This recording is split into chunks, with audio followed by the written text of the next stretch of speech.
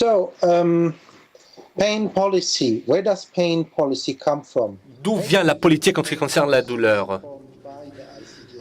Donc, est-ce que ICD-11 va influencer les politiques? Donc, le contexte et la douleur et les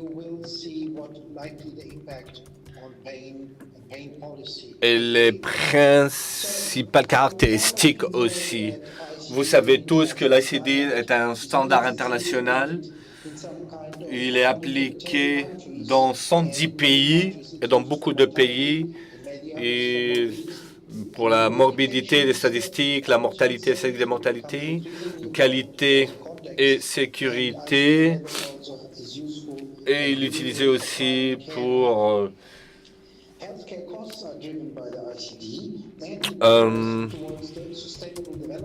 un développement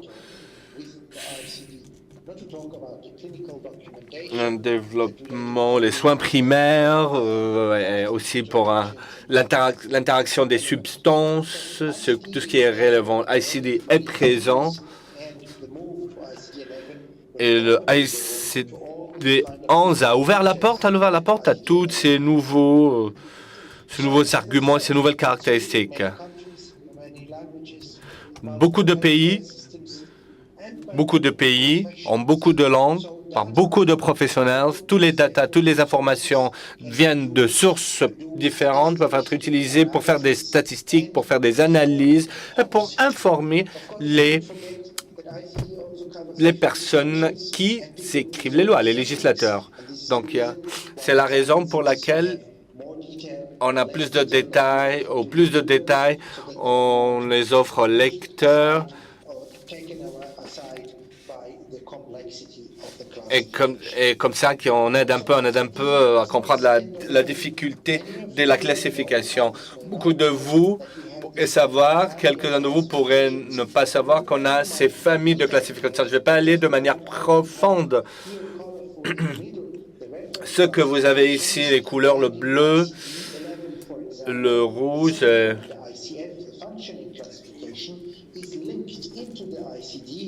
donc il y a tout, c'est au bleu clair, oui, on dirait bleu clair. Donc, bleu foncé, rouge et bleu clair. Donc on a la classification internationale des douleurs et ça peut être influencé par des différents aspects. Et on a le dernier SHI, International. Ça concerne les classifications, les interventions de santé au niveau international. ICF que j'ai raté, je m'en excuse, c'est la classification internationale en ce qui concerne la fonctionnalité et l'invalidation et la santé. Donc ici, vous voyez sur la droite de l'écran, vous voyez aussi en ce qui concerne l'oncologie, les maladies oncologiques, et il y en a d'autres qui existent, qui continuent d'exister dans le ICD-11, mais ils n'existeront pas comme des produits standards par une personne ou deux personnes, et après ils disparaissent parce qu'ils font partie de cette structure fondamentale. LCD. Donc, on parle plus de différents livres. Il y a une harmonisation et ça permet de différents niveaux et des classifications. Pourquoi la douleur n'est pas encore mentionnée? Oui, pour le moment, elle n'est pas présente, mais il y aura une version concentrée qui vise la douleur. Il y a aussi d'autres classifications. Elles ne sont pas présentes. Quelques-unes d'entre elles, en ce qui concerne la douleur, elles ne sont pas présentes. Ici, on a une image qu'on a vue dans le passé. ICD, en ce qui concerne la terminologie, avec plus de détails que vous pouvez utiliser, nous permettra de réutiliser toutes ces données avec moins de complications pour tous ces différents niveaux et pour voir un peu l'administration clinique, les rapports, les patients, les malades, etc., etc. La maintenance, ICD maintenance, ICD-11, la maintenance, on ne doit pas oublier aussi ce contexte. Il y a une plateforme permanente qui est ouverte, une plateforme ouverte. Elle est ouverte à tous pour qu'elles puissent s'améliorer dans le moment, durant la phase, pardon, de collection de ces données et de leur analyse. Il y a un mécanisme de mise à jour et on peut insérer ces mises à jour au numéro. Il y a des mises à jour que vous pouvez qu'on peut faire à travers une révision de ICD. Mais parfois, il y a des mises à jour qui sont difficiles à faire en une seule révision, donc qui nécessitent de plusieurs révisions. Je vous montrerai ça plus tard pour qu'on puisse comprendre ça. Ici, on a vu maintenant, en ce qui concerne des propositions, le débit, comment est le débit de ces mises à jour. Il y a plusieurs propositions. Vous avez un peu ces propositions pour contrôler la complémentarité de ces informations. En ce qui concerne la classification, ça, c'est quelque chose qui est nouveau. La communauté, généralement, passé, ça arrivait de certains centres, de certains pays. Et vous avez donc deux avis différents parce que des experts de deux différents pays peuvent avoir des avis différents. Maintenant, on a un seul corps, un comité qui va traiter avec cette question et quelqu'un qui va suivre un peu toute la chaîne pour qu'il n'y ait pas de contradiction entre ces propositions et les insérons dans le ICD. The timelines, and I think you have heard this from the. Ben ici, on a la durée de vie, la 2017, la qualité, l'assurance. On a déjà publié une version au mois de mai. On a aussi des échéances. Vous voyez les deadlines ici, 2017, les commentaires des États membres. On a des tests sur le terrain en ce qui concerne la qualité d'assurance en fin de juin 2007 et 2017 septembre. Scientific Reviews, de vision scientifique. On peut changer seulement les détails et pas la structure. Les groupes de travail internationaux sont en train de travailler sur des arguments différents, sur 6 ans. Et la structure de base est bonne. Et on va clarifier une définition en ajoutant des petites mises à jour sans révolutionner le document. Qu'est-ce que fait la ICD 11? La politique. Désolé, le son est. C'est très difficile d'utiliser ça comme à des volumes différents. Les gens ils utilisent la classification comme ils pensent, mais ça veut dire que le codage, on a un usage meilleur, une manière meilleure d'utiliser. Je m'excuse si parfois on rate un peu des morceaux parce que le son il est vraiment très mauvais. Donc, à l'intérieur de sa présentation, vous voyez un peu l'impact de ces datas et la faisabilité, l'utilisation et l'usage de ces informations. Vous avez vu ça avant. Créer le lien entre la classification et la terminologie. Et finalement, peut-être que vous ne savez pas que le ICD 11 ne veut pas dire tout le temps la même chose. On a identifié des zones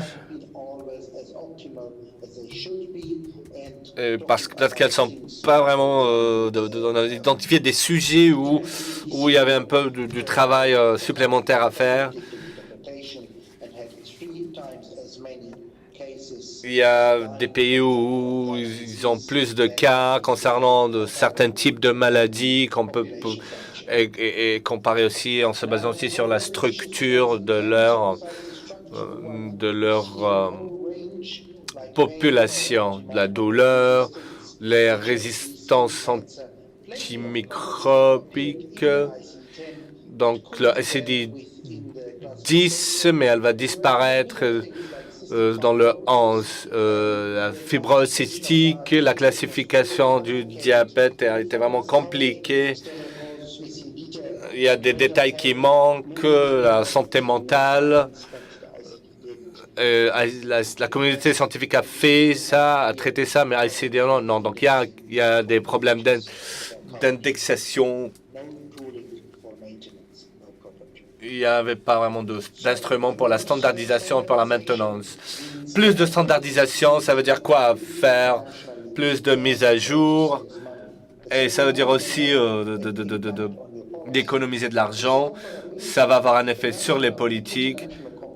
La comparabilité nationale et internationale avec une bonne traduction, les gens doivent comprendre la même chose. Donc, tous ceux qui travaillent dans par exemple, de la psychiatrie ou les ICD, la standardisation avec des définitions qui ont été ajoutées avec des versions spécifiques, avec des critères clairs et comment gérer ces définitions durant la phase diagnostique pour arriver au point de permettre une comparaison entre différents pays, différentes régions. Et ce n'était pas facile avant. On a réussi à faire ça maintenant. Donc, dans les endroits, surtout en ce qui concerne la douleur, on a ces détails, il nous les a insérés, ça nous a aidé à faire une standardisation, ça nous a permis une meilleure codification dans la phase de diagnostic. Et ça pourrait aussi avoir aussi une importance qui concerne la collection des datas de routine. On parle des détails. J'espère que ça a déjà été montré. Je ne le sais pas. On parle de détails. On peut voir, par exemple, l'écran. On voit ici à l'écran, ça c'est un exemple. En ce qui concerne ICD-11, si quelqu'un est intéressé à ça, vous pouvez googler. Donc, vous googlez le browser, le navigateur ICD-11 et vous allez avoir ça. Vous avez beaucoup à gauche, vous avez une structure et vous avez des détails. Si vous cliquez dessus, vous avez, par exemple, chronic cancer pain, douleur cancérigène chronique. Ça vient du travail de groupe. Il y a des critères de diagnostic, il y a une description, il y a des informations additionnelles, il y a d'autres trucs supplémentaires qui sont visibles, que vous voyez en haut. Fondation, linéarisation, contribution, info et plus. Je ne vais pas rentrer dans les détails, je voulais juste vous montrer ça. Si ça vous intéresse, vous googlez ça, ça sort et vous naviguez, vous cherchez, vous cliquez et vous verrez ça. Mais n'oubliez pas de vous enregistrer. Il y a une fondation. Fondation, ça veut dire. Donc, fondation, ça veut dire s'il y a quelque chose qui a un code ou il y a quelque chose supplémentaire. Il y a tout un réseau de racines. Donc, en dessous de la ligne de surface. Si, par exemple, regardez ça. Si vous voyez ça, ça ici, on a chronic cancer pain, douleur chronique cancérigène, et après, on a la douleur cancérigène chronique viscérale. Et il y a ici en parentation, entre parenthèses, on va un peu à la racine. Le code, par exemple, est MJ40.21. L'autre point, est-ce qu'on a besoin de ça ou on a un environnement qui nous aide, un bon environnement qui nous aide, des ordinateurs, des appareils qui nous aident? Donc, ce que vous voyez, cette flèche en bas qui est bleu, URI, donc référence identifiée. Avec cette identité, tout à l'intérieur de l'ACD peut être codifié avec des détails et on peut faire ça indépendamment des demandes qui viennent des pays nationaux. On a aussi un instrument de codage, coding tool. J'espère que vous arrivez à entrevoir. Donc, vous rentrez un mot, et un peu comme un dictionnaire, je dirais même. Et vous avez d'un côté une liste et à gauche la définition si vous cliquez sur chaque liste. Si quelqu'un cherche douleur et il veut coder, entre parenthèses, coding pain, coder la douleur, et il peut le faire. Ça, c'est ce qui s'approche de plus à une codification. En tapant chronique et vous pouvez combiner les mots chronic pain, douleur chronique et vous pouvez faire ce travail. Point de vue alternatif, j'ai dit ça avant. Vous pouvez avoir des versions différentes.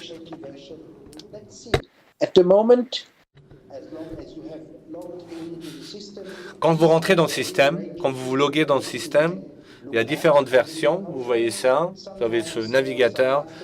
Parfois, il y a des astérisques parce que c'est en train de se développer. S'il y a un astérisque qui arrive, ça veut dire qu'on est en train de travailler encore dessus. Ou par exemple, vous pouvez faire ça pour les douleurs. Et par exemple, vous voyez ici dermatologie, spécialité, linéarisation. Ça, c'est pour optimiser les données, optimiser les analyses des données et la collection de ces données. Et en ce qui concerne aussi l'implémentation, en ce qui concerne la douleur. Si vous mettez ça dans votre navigateur, c'est ce que vous pouvez voir. Vous voyez ici différents types. C'est très similaire. Et vous avez une vue générale de l'argument. Qu'est-ce qui est nouveau ici en ce qui concerne la classe? Si on parle par exemple de diabète, hein, c'est compliqué. Ça a été par type, ça a été divisé par type, codé par type, et une sous-division, par exemple des complications vasculaires, complications ophtalmologiques et différentes complications et des complications non spécifiées. Les détails à l'intérieur. L'autre problème, il y a, par exemple, quand il y a un seul organe qui est infecté, ça crée un peu de problèmes. Après, dans ce cas, il est mieux d'être plus spécifique. Quel type de diabète et les types de complications. On va voir les analyses, les données. Et ici, qu'est-ce qu'on voit ici? Il y a le diabète rétinopathie.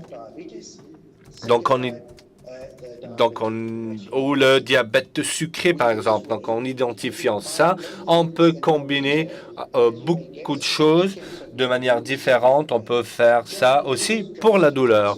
Ça, c'est les principes. Hein, c'est un peu les principes. La coordination, cluster coordination, qu'on dit des codes multiples, de même code, system codes, des codes des cellules, en ajoutant des substances, des perpétuations, beaucoup de choses qu'on peut faire, où il y a des statistiques aussi, ou un codage en se basant sur le tronc, sur la racine, sur la tige. C'est des détails très importants et ils doivent être disponibles s'il y a des détails, s'ils sont absents. Si vous avez un software, un logiciel qui fait ça, la combinaison de code. Ici aussi, vous avez un post-coordination, le cancer, dans un cas de cancer. Si vous avez ici dans le navigateur, vous voyez aussi une coordination postérieure, une post-coordination, et ça clique tout. Et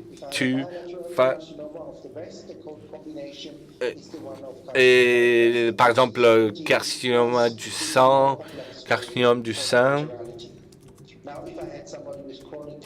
Si quelqu'un a une douleur chronique et cancéreuse, Et ici, on a ces codes, il y a le slash, que ça a été aussi classifié dans ce contexte. En étant, ça dépend de l'organisation du réglage local dans chaque pays, parce que en se basant sur mon expérience, les gens vont seulement faire le codage pour ce qui est vraiment crucial et important. Mais de l'autre côté, ce système, tu as l'option aussi pour ajouter ceux aux types de douleurs qui ne sont pas à de différentes conditions qui apparaissent durant l'analyse, même si ça apparaît seulement dans un seul cas. Donc, ce détail à utiliser, tu peux l'utiliser, l'analyser. Donc, c'est seulement dans le cancer ou seulement dans d'autres maladies, MG40.22, et tu peux identifier ces cas et qui ont ces douleurs chroniques cancérigènes. Et ici, les 11 et douleurs, qu'est-ce que ça influence vos politiques? Ça permet de codage avec plus de détails, ça permet plus de combinaisons et ça permet plus de clarité grâce aux définitions qui sont présentes. Je peux juste dire que si tu appliques le ICD-11 et commencez à préparer maintenant, donnez-nous vos commentaires, participez au test, essayez le système et commencez à l'utiliser. Je vous remercie beaucoup pour m'avoir écouté. Je vous passe la balle.